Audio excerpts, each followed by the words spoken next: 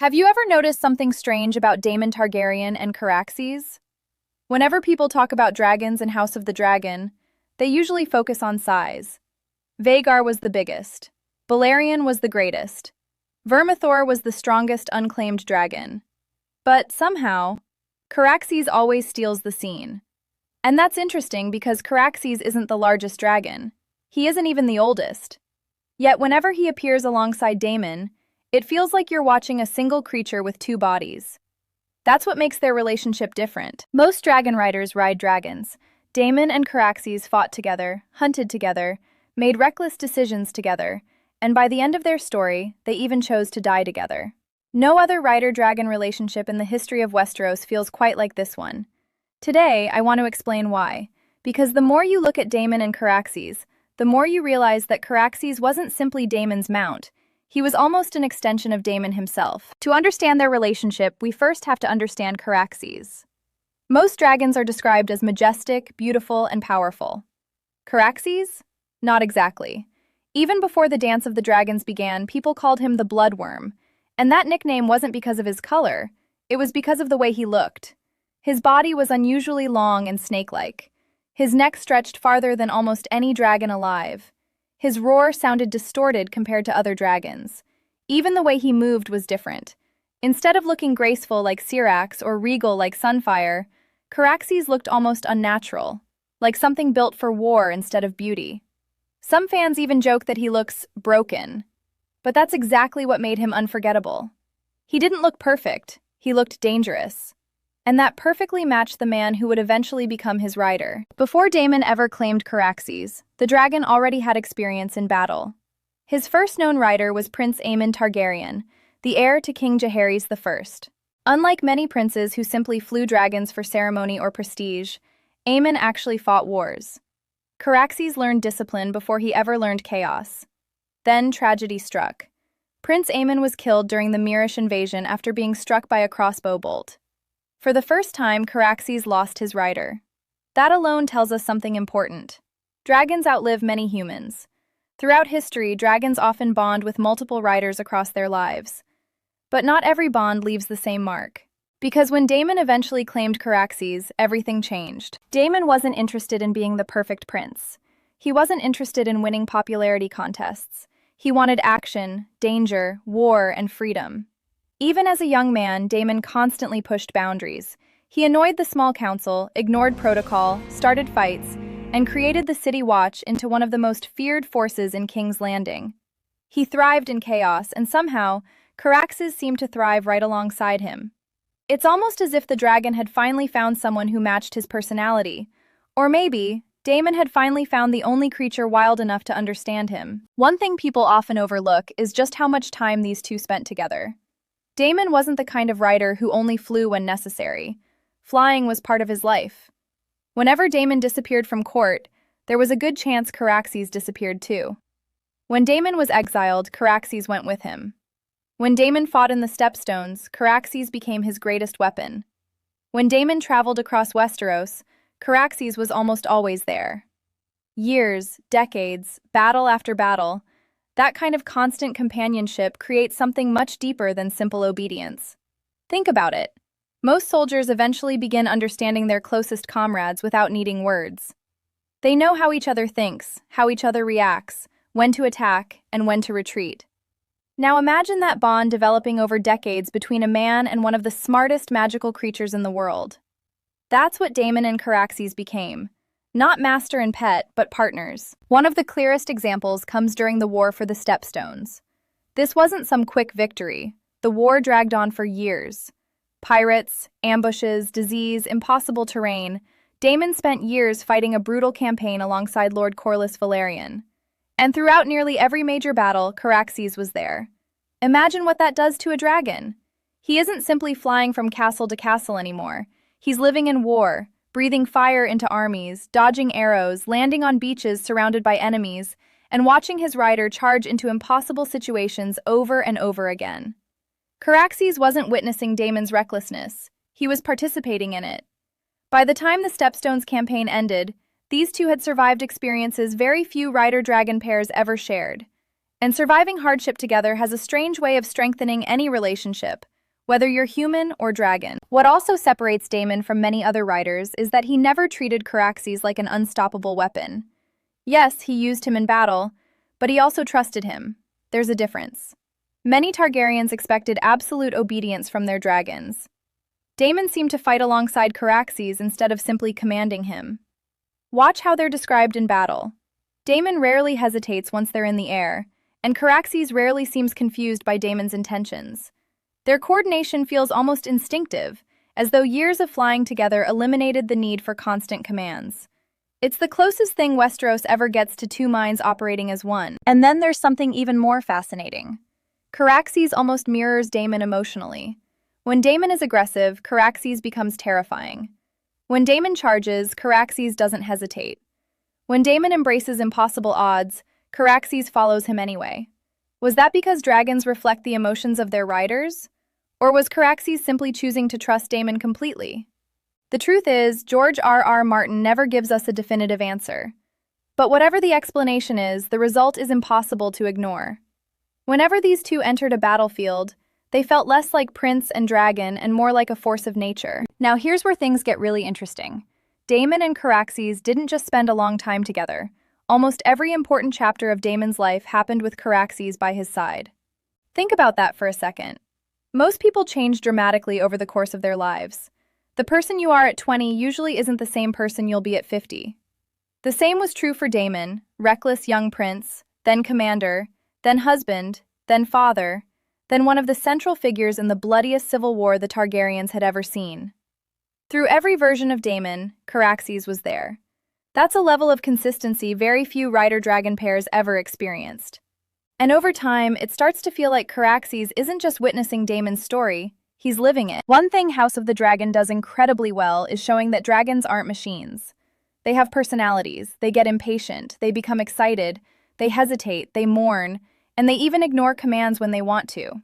That's something a lot of casual fans forget. A dragon isn't like a horse. It's not simply following orders because it's been trained. Every dragon has its own temperament. Some are calm, some are proud, some are unpredictable, and some are almost impossible to control. And Caraxes? Caraxes always feels like he enjoys violence just a little too much. Whenever he's flying into battle, there's an intensity about him that separates him from almost every other dragon we see. He's aggressive, fearless, and loud. That famous scream of his isn't just unique because it sounds different. It almost feels like a warning. The moment you hear it, you know destruction is coming. And somehow, that perfectly matches Daemon. Neither of them were interested in diplomacy if a battle could settle the issue. Neither of them were content sitting around while others made decisions. Neither of them were built for peaceful lives. It's almost as if fate paired together the most unpredictable prince with the most intimidating dragon. Then there's something else that's easy to overlook. Daemon never seemed afraid of Caraxes. Now that might sound obvious, he's his rider, of course he isn't afraid. But remember, dragons are terrifying creatures. Even experienced riders respected how dangerous they were. We've seen dragons lash out unexpectedly, ignore commands, panic, and kill. Yet whenever Daemon approached Caraxes, there was never any hesitation, no uncertainty, and no fear. He treated Caraxes almost like an old friend, someone he knew completely. And Caraxes responded the same way. There's a level of comfort between them that's surprisingly rare. It almost feels routine, as if climbing onto the back of the Blood Wyrm was no different than another person getting into a carriage. That kind of trust doesn't happen overnight. It's earned over years, thousands of flights, countless battles, near-death experiences, and surviving them all together. One of my favorite details about Caraxes is that he never looked elegant. Compare him to dragons like Sunfyre. Sunfyre is almost unbelievably beautiful. Golden scales, magnificent wings. He's the kind of dragon people would paint in stories. Caraxes? He looks like a nightmare. His body is stretched almost unnaturally, his neck twists like a serpent, and his face is intimidating instead of majestic. He's the dragon children would probably be afraid to meet. And honestly, that's exactly why Daemon fits him so well. Neither of them cared about appearances. Daemon wasn't trying to be the perfect prince everyone admired. He wasn't trying to look noble. He wanted results, respect, sometimes through fear, sometimes through skill, sometimes through sheer audacity. Caraxes embodies all of that. He isn't beautiful because he doesn't need to be. His reputation speaks louder than his appearance ever could. There's also another layer to their relationship that often gets overlooked. Every dragon reflects the era it lives through. Think about it. Some dragons spend most of their lives during peace. They fly for ceremonies, royal visits, and celebrations. They rarely experience real warfare. Caraxes didn't get that luxury. His life was almost defined by conflict. He fought under Prince Aemon, then under Daemon, then during the Stepstones campaign, and then during the Dance of the Dragons. Generation after generation, his life became one long series of battles. That constant exposure to war probably shaped him just as much as it shaped Daemon. By the time the dance began, neither rider nor dragon had any illusions about what war looked like. They had seen it, lived it, and survived it, again and again. Another reason fans love this relationship is because Daemon never treated flying as transportation. For him, flying was freedom. Whenever politics became unbearable, he flew. Whenever court life became frustrating, he flew. Whenever he wanted to escape expectations, he flew. The sky became the one place where nobody could really control him. Not Viserys, not Otto Hightower, not the small council, not even the traditions of House Targaryen. And the one making that freedom possible was Caraxes. You could even argue that Caraxes represented the version of Daemon that he truly wanted to be. Unrestricted, untamed, impossible to control. The moment Daemon mounted Caraxes, every political title stopped mattering. He wasn't the king's troublesome brother anymore. He wasn't a prince fighting for influence. He was simply a dragonrider, one of the most dangerous men alive. But perhaps the biggest reason their bond feels different is because Daemon constantly trusted Caraxes with impossible situations. Think about some of the fights they willingly entered. Against fleets, against castles, against armies, against other dragons. These weren't calculated, risk-free victories. Many of them could have gone horribly wrong. Yet Daemon never hesitated, and neither did Caraxes. It's almost unbelievable how often these two flew directly toward danger instead of away from it. That says something about both of them. A cautious dragon probably wouldn't have followed Daemon into half the battles he chose, and a cautious rider probably wouldn't have relied so completely on a dragon as unconventional as Caraxes. But together, they somehow made it work. They complemented each other's strengths and accepted each other's flaws. That's what makes their partnership feel so authentic. It wasn't perfect. It was simply complete. As the Dance of the Dragons grew bloodier, Daemon and Caraxes had already earned a reputation that spread across Westeros. People didn't just fear Daemon. They feared what happened when Daemon arrived with Caraxes, because history had already shown what that combination could do. Castles fell, armies scattered, and enemies fled. The appearance of the Blood Wyrm often meant that the battle had already changed before it even began. By this point, Daemon and Caraxes weren't just famous. They had become legends while they were still alive. And yet, their greatest test was still waiting for them. Because sooner or later, every dragon rider in the dance had to face one terrifying reality. To win this war, they wouldn't just be fighting soldiers. They would be fighting other dragons. And the most terrifying dragon of them all was Vhagar. And this is where their story changes. Up until now, Daemon and Caraxes had spent years proving they could defeat armies. But armies weren't the biggest threat anymore. The Dance of the Dragons was becoming exactly what everyone had feared. Dragon against dragon. For the first time in generations, the greatest weapons in the world were being turned against each other. And nobody understood what that really meant better than Daemon, because unlike many of the younger dragon riders, Daemon had spent decades around dragons. He knew what they were capable of. He knew there would be no clean victories. Even if you won, you might not survive. Now let's talk about one of the most interesting things about Daemon. For someone who had a reputation for being reckless, he was actually incredibly patient when it mattered. That's something the show hints at, but the books make even clearer. During the dance, Daemon doesn't rush into the first dragon battle he can find. He waits, he studies, and he watches. He knows that one mistake in the sky means death, not just for him, but for Caraxes too. That's an important distinction. Every decision Daemon makes affects two lives, his own and the dragon that has followed him for decades. That adds a different weight to every battle. One moment that really shows the depth of their partnership comes when Daemon captures Harrenhal. Now, Harrenhal is one of the most infamous castles in all of Westeros. It's enormous, it's cursed according to many, and it has witnessed countless tragedies. When Daemon arrives on Caraxes, the castle falls with surprisingly little resistance. Why? Because sometimes the presence of a dragon is enough. People often think dragons only matter when they breathe fire, but fear is a weapon too. Seeing the Blood Wyrm circling overhead was enough to make many enemies realize the fight was already lost. That's the reputation Daemon and Caraxes had built together, not just through power, but through years of proving exactly what they could do. Something else worth pointing out is that Daemon never seemed interested in using Caraxes to show off. That might sound strange because Daemon certainly had a huge ego, but think about it. When Daemon flies, it's almost always for a purpose: to fight, to travel, or to make a statement in war. He isn't constantly putting on spectacles just to remind everyone he has a dragon. Compare that to some Targaryens who loved the prestige of being seen in the skies. For Daemon, flying wasn't about impressing people. It was practical, almost instinctive. Caraxes wasn't a symbol of status. He was a companion and a weapon rolled into one. Then there's another fascinating detail. Have you noticed how often Caraxes seems calm around Daemon, even in situations where other dragons become restless? That's one of the signs of a mature bond. Dragons can sense danger, they react to fear, and they feed off emotion. Yet when Daemon is focused, Caraxes often appears focused too. It's almost like their moods sync together. Of course, George R.R. Martin never explicitly tells us that dragons share emotions with their riders, but he gives us enough clues to wonder.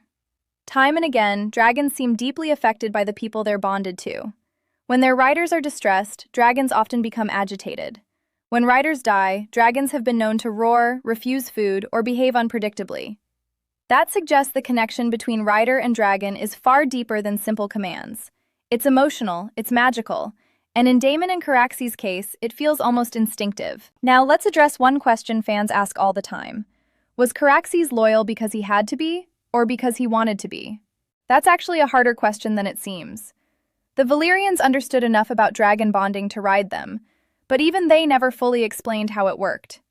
If dragons were simply slaves, they wouldn't refuse riders. They wouldn't reject commands, and they wouldn't choose some people and ignore others.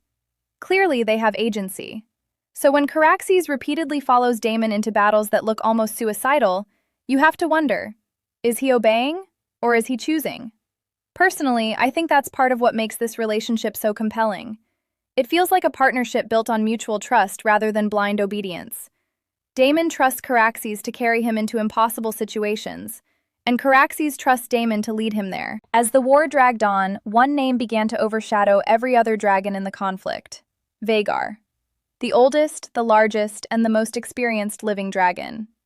By this point, Vhagar had already survived multiple wars and outlived several generations of Targaryens. She wasn't just another dragon, she was a legend. Facing Vhagar wasn't like fighting an equal. It was like trying to defeat history itself, and everyone knew it. Every rider understood the same thing. If you fought Vhagar, there was a very good chance you weren't coming back. Which brings us to perhaps the greatest display of trust between Daemon and Caraxes. When Daemon finally decided to hunt Aemond and Vhagar, he wasn't chasing glory. He understood the odds. Caraxes was smaller, older than many dragons, yes, but still nowhere near Vhagar's size. On paper, this wasn't a fair fight. It was a mission that bordered on suicide. Yet Daemon still climbed onto Caraxes, and Caraxes still took flight. Think about that. There was no hesitation, no turning back, and no searching for an easier target. Just rider and dragon flying toward the single most dangerous opponent in Westeros. Because after decades together, they had reached a point where neither questioned the other. Whatever came next, they would face it together. And what happened above the God's Eye would ensure that their names would never be forgotten. Everything in Daemon and Caraxes' story was leading to one moment: the battle above the God's Eye. Even if you've never read Fire and Blood, you've probably heard about it, because this isn't just one of the greatest dragon battles in Westerosi history. It's one of the greatest moments George R.R. Martin has ever written. By this point in the dance, Aemond One-Eye and Vhagar had become the Green's greatest weapon. Wherever they flew, towns burned, castles surrendered, and entire armies scattered before a battle even began. Aemond wanted Daemon, and Daemon wanted Aemond. Everyone knew that eventually these two would meet. The only question was where. The answer turned out to be the God's Eye. When Aemond arrived above the lake on Vhagar, he expected a fight.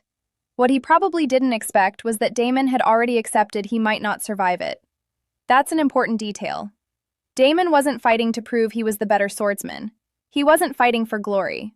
He understood something that many people in the war still refused to accept.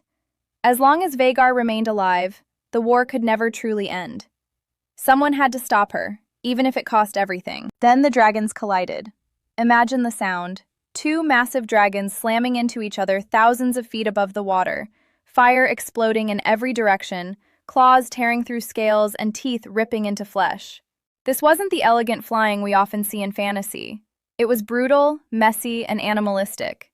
Caraxes wasn't trying to look majestic. He was trying to survive. Despite being much smaller, he refused to let go of Vhagar. He wrapped his long, serpentine body around the giant dragon, almost like a constrictor snake trying to overpower something far larger than itself. And that's one of the reasons his unusual body shape mattered.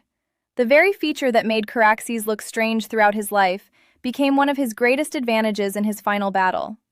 George R.R. Martin had been setting that up all along. As the dragons tore at each other, Daemon made the decision that turned this battle into legend. He unfastened the chains holding him to his saddle. Think about that. In the middle of a dragon battle, thousands of feet above a lake, Daemon deliberately disconnected himself from the one thing keeping him alive. Most people would hold on tighter. Daemon let go. Then, carrying the Valyrian steel sword Dark Sister, he leaped from Caraxes onto Vhagar. It's one of those moments that sounds impossible, and that's exactly why people still talk about it. Landing on another dragon in midair requires absolute confidence, not just in yourself but in your dragon. Daemon had to believe that Caraxes would hold Vhagar in place for those few crucial seconds. If Caraxes moved at the wrong time, if he slipped, or if he panicked, Daemon would simply fall to his death. But he didn't, because after decades together, Daemon knew exactly what Caraxes was going to do. And Caraxes did exactly what Daemon needed him to do. That's trust on a level we almost never see in Westeros. Daemon drove Dark Sister through Aemon's remaining eye, killing him instantly. It's one of the most iconic kills in the entire history of the Seven Kingdoms. But the battle wasn't over. The dragons were mortally wounded. Locked together, they fell from the sky into the waters of the God's Eye. The impact shook the lake. Vhagar, the greatest dragon of her age, finally died. But so did Caraxes, or at least eventually. Here's the part that gets overlooked. Caraxes didn't die immediately. Despite horrific wounds, including having one wing nearly torn away and suffering devastating injuries, he managed to crawl out of the lake. Think about the determination that took. He was dying and his body was destroyed, yet somehow he dragged himself onto the shore. He survived just long enough to escape the water before finally collapsing and dying. That image has always stayed with me. The Blood Wyrm, battered beyond saving, refusing to give up until the very end. If there was ever a dragon that reflected its rider's personality, it was Caraxes. Even in death, he refused to quit. And Daemon? His body was never conclusively recovered. According to the official histories, he died during the battle, but because no one ever found his remains, legends began almost immediately. Some claimed he survived, others believed he and Nettles escaped and lived out their days in secret. Most historians dismiss those stories, but the fact that people wanted to believe them says something. Daemon had become larger than life, exactly like the dragon who carried him for most of it. So why is Daemon and Caraxes' relationship so unique? It's not because they won every battle, they didn't. It's not because Caraxes was the biggest dragon, he wasn't. It's because their partnership never felt forced. They weren't simply a prince and his dragon. They were two warriors who seemed perfectly matched, both fearless, both unpredictable, both scarred by war, and both willing to charge into battles that everyone else thought were impossible. And in the end, neither one abandoned the other. Caraxes held Vhagar long enough for Daemon to make his final move, and Daemon trusted Caraxes enough to leap into certain death. Together, they took down the most powerful dragon in the world. Neither survived, but neither failed. And maybe that's why, out of every dragon and rider pair in the history of Westeros, Daemon and Caraxes remain the most unforgettable. Because their story isn't really about dragons. It's about loyalty, it's about trust, and about two warriors whose bond became so complete that in the end, they faced death exactly the way they had faced life, together.